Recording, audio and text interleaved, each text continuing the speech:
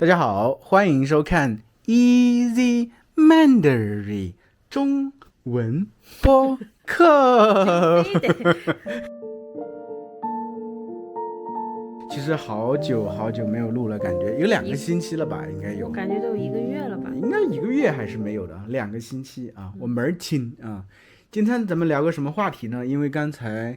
你好像带话题来了，来对，我还挺想聊一下蜘蛛侠，就是哦第4部，因为我们刷了啊，对，这个假期就二刷，整个沉浸在漫威宇宙里，对呀对呀对呀对呀，所以当时有一天我在跟娃在聊天的时候，他就问我就是想在就是影视平台上，蜘蛛侠什么时候可以看到？我说对可能还得一段时间，因为现在太火爆了。对呀对呀，然后我说你想看吗？他说对，他想再二刷一遍。然后我想，哎，那其实可以带他去那个 IMAX 对，去看看 IMAX，是的，是的，视觉效果会更棒。然后咱们当时就订了票，当天天就去对，了，当天就去看了。是的，就是我再看第2遍的时候，依然有一些点非常的触动我，就是会让自己眼眶一湿，那个感觉。我记得你当时有说，就是你看到最后一幕的时对候，我看了2遍，最后一幕我都泪目了，就他俩就是那种身体记忆、肌肉记忆，就这样手弄来去，就，哎呀，一说起来真是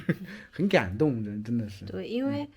这个假期陪小朋友看这个漫威系列，是的，然后蜘蛛侠也是从第1部看到了第4部，对对，第4部是我个人最喜欢的一部，我也是，但是就是好像是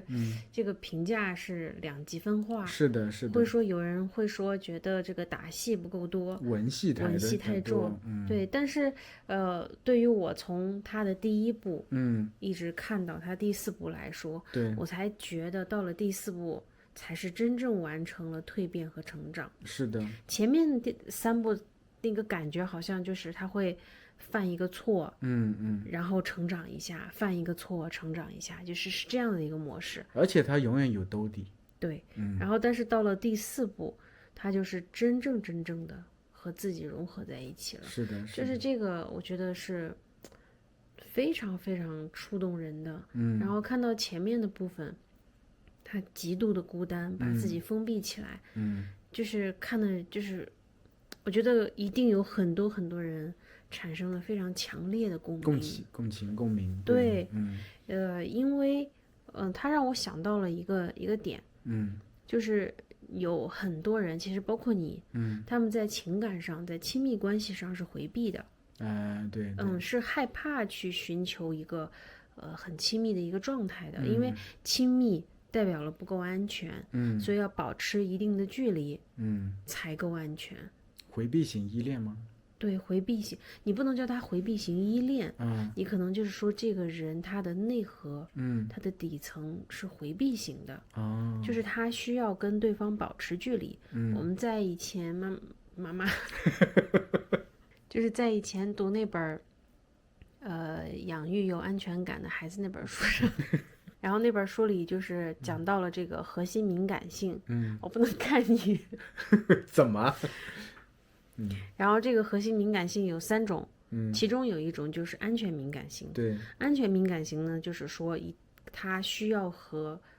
在关系里需要和对方保持一定的距离，他才觉得安全。然后还有一种就是我这种叫分离敏感性，我需要紧紧的贴在一起，我需要粘在一起，然后分离的时候或者大家分开的时候会让我觉得不安。所以我当时我在读到这里的时候，我其实就一直有一个很强的感受。我插一下话，你说第一个是安全敏感性，那你刚才说的回避和这些的没有关系吗？还是有啊？它的核心其实我说的其实就是这种我说的回避型其实就是核心的，因为它是在不同的研究领域，它命名不一样。对，但是这个其实代表的意思是一样的，就是他在关系里面，他更加需要自己的空间，不需要跟对方过于紧密，过于亲密。对，你像我就是属于很黏人的，我需要和对方，非常的坦诚，然后大家就是出去怎么，我希望我们一家3口都是黏在一起，就是最近不是那个 Thomas Bergenson ，Two Hells from 对 Two Steps from Hell 来中国办巡演了。本来说就让你自己去就行了，坐个飞机就去了，不愿意，一定要一家三口去才愿意去。对，我希望就是我在听到那些音乐、看到那个场景的时候，我内心觉得非常触动的时候，我不是通过发信息跟你和、跟娃分享，我希望你们俩就在我旁边，然后我们就互相看对方一眼，就是那个共鸣感，我会觉得特别的好。让我一个人去看的话，其实反而我觉得非常的孤单。对，我突然脑子想起一个画面，当时你挺着大肚子的时候，半夜咱们把灯一关，在听这个，对，瑶应该在你的肚子里在听这个，对，是的。所以我其实就像我们聊蜘蛛侠里，就是几乎是前半段，大部分的前半段，他都非常的孤单，对，非常的孤单，然后其实所以对我来讲，其实孤单其实应该是一件比较可怕的事情，它会让你在这个关系里面，或者是说让你整个人找不到你自己的存在，你会不知道自己是谁，你的功能是什么，你的作用对，不能说你的功能，因为Peter Parker，他就他到最后就只变成了一个功能性的一个存在，是的，他忘记了自己，他需要把自己真实自己的需求、情感需求，他对朋友、对爱人。跟别人连接的这种需求，他需要全部割断。当然他的目的是可能是希望去保护这些朋友，对，而且他也是在弥补自己曾经犯下的一些过错。但是他这样子逐渐就丧失了他自己想要连接的那一部分，这部分其实就是自我。他把自我掩盖掉了。所以你看，我记得很清晰的一幕就是，他一开始还没有住在那个阁楼。然后在楼梯间遇到了一个跟他打招呼的女生，对，然后他就立刻去找管理员，然后搬到了没有人会去的那个阁楼里，对，他就整个把自己整个封闭起来，是的，就是和他去打电话沟通的那个警察，他也不能也不敢去和对方去寒暄，去问问对方的孩子叫什么呀之类的，他都不能做这些事情，他就要整个把 Peter Parker 这一部分人。这部分人的属性，全部给埋藏起来。对，所以可能也是这种孤独感触发了这个蜘蛛的那叫什么那一部分的变异。对，因为你相当于你把你自己这部分压下去了，那肯定会有另一部分来吞噬，对，来占主导。是的。但是也非常可怜的地方就是，当那部分能量往出蹦的时候，它第一个想到的就是去做一个抑制剂，去把它抑制下去，对，而并不是去正视自己其实是有这样的需求，自己就是受了创伤，自己就是非常非常的孤单，然后反而找了一个抑制的东西去把它抑制住，就是这点是让人看着特别特别的难过和心疼的。我想说就是有很多人在这个情感的回避里其实也是他很可能在曾经的那些经历当中，有试图去寻求过亲密的关系，但可能是受了无数次伤，然后慢慢把自己包裹起来，封闭起来，就会觉得只有保持这样的距离，就是因为我自己接触过一些朋友，他们从来不会展示自己脆弱的一面，因为如果好像你知道了我的弱点，你知道了我的脆弱的面，会让我特别的不自在、不安、害怕。是的，他一定要把自己武装起来，变成一个非常冷漠、坚强、强大的存在，好像只有这样自己才觉得安全。对，但是他和别人的关系也会保持一个比较远的一个距离。是的。就是我会觉得，其实内核深处还是希望渴求这样子的一种很亲密的状态的，只是不敢再要了。是的。所以这个电影我看下来，第一遍、第二遍看下来，都是让我觉得非常非常触动的地方。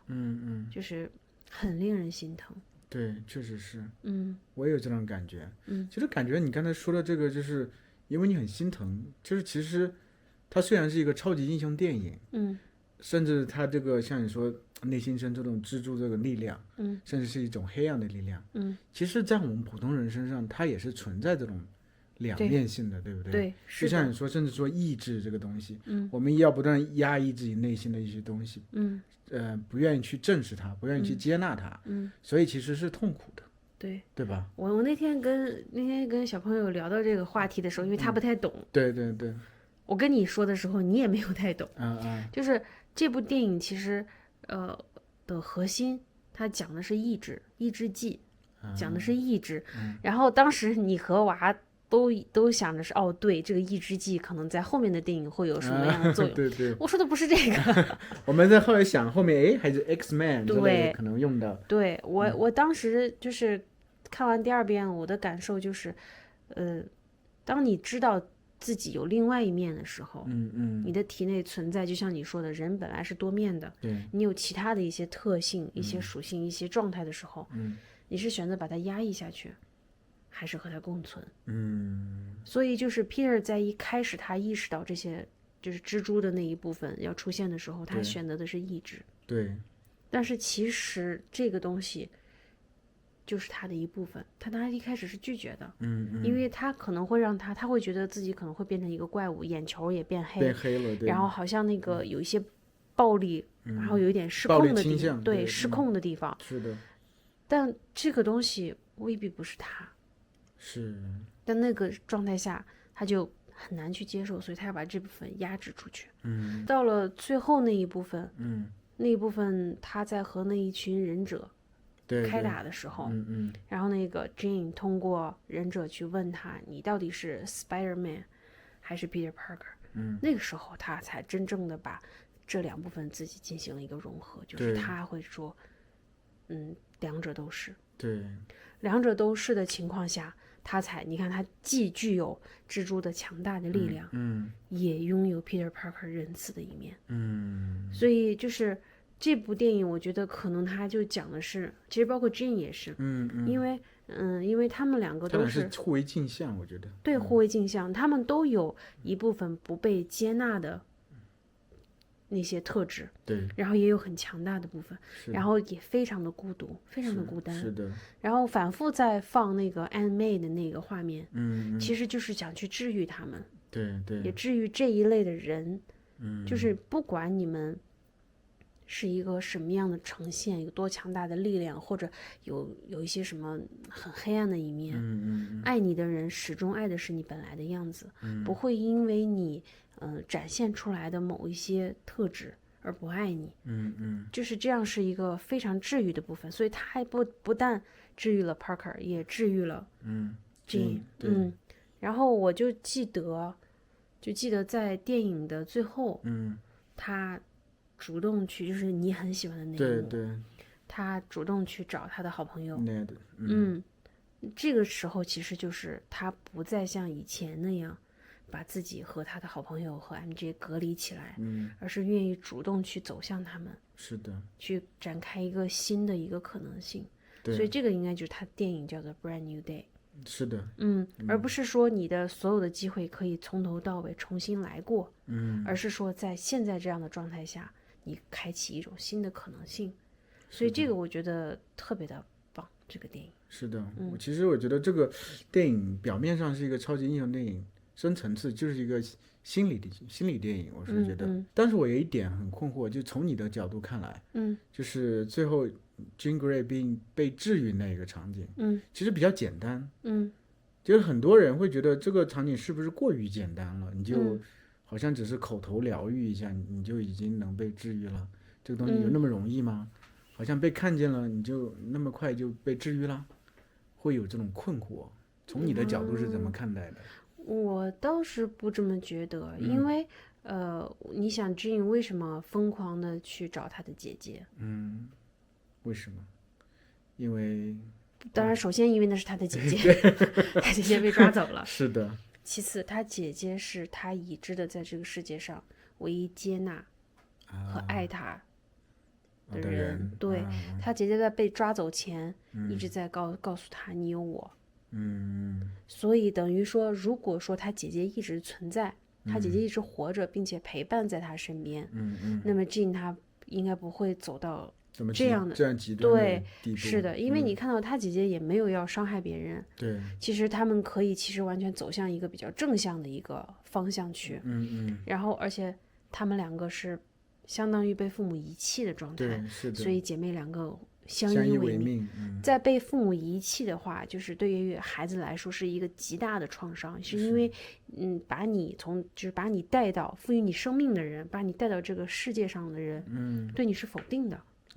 所以当时如果说他们两个不是姐妹，就只有其中一个孩子的话，那可能在那一瞬间，比如说只有 Jean，那么他在后面我觉得是比较难被 May 的这一段话轻易的疗愈的，但他有姐姐陪伴他。明白你的意思。他有姐姐在陪伴他，给予他力量，所以你看姐姐对他是非常温柔的，然后会教他东西，然后姐姐很爱他，所以他是能够感受到这一部分的。然后当他去他被抓走了之后，他看到了那个天花板的那个 VMAX 的时候，整个人就崩掉了。对，因为他一直在苦苦去找寻自己的姐姐，去找在这个世界上自己唯一的支柱，唯一爱自己、相信自己、包容接纳自己的那个支柱，没有了，碎掉了，所以他就崩掉了。崩掉了之后，然后在后面。其实他对 Peter 依然是非常生气的。对，按道理我们会想说，哎，他来救你了，你是不是可以跟他修复一下啊，或者怎么样去原谅他？不会，他依然是非常非常的愤怒跟生气的。但他进入了 Peter 的大脑之后，他看到了其实这个人和自己一样，非常的孤单，非常非常的孤独，也有很多不被认可的地方。所以他在那一刻，他的孤单感。一定是我觉得会消失很多很多。因为看见了镜子里的自己的。是的，就是这样的人，他世界上不是我一个，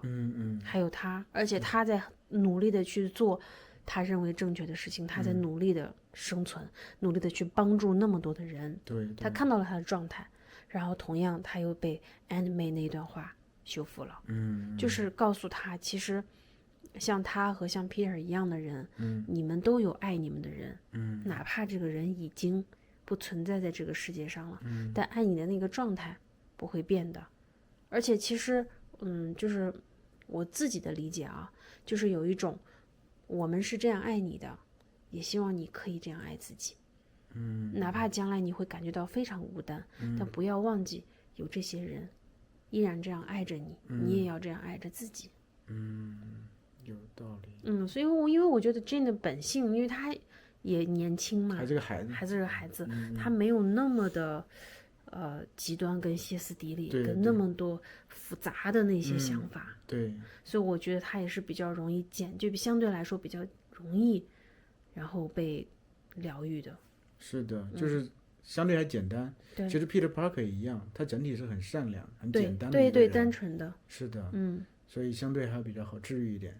你像另外一个那个惩罚者，他其实经历应该有很大的创伤，对，而且年纪也在那里，他就比较难，非常难了，非常非常难了，非常难了。电影真的还是挺不错的，我觉得。对，非常不错。我自己在看一些帖子的时候，我也看到了有很多人对这部分产生了共鸣。对，然后看的时候就不断的在流泪，因为他其实到最后讲的就是自己对自己需求的否定、压抑，到最后的自我接纳和自己和解。是的，是的。然后变得更加的强大。但现实中有很多人都还没有到最后这一步，没有到 Peter Parker 最后这一步，还在前面的这一部分不断的挣扎，就是会有压制自己那一部分，然后不愿意去承认跟接纳，以及没有勇气往前去迈一步，没有勇气去向别人伸手，就是还在这个状态挣扎的人，我觉得看这个电影可能会触动会特别的大。对对，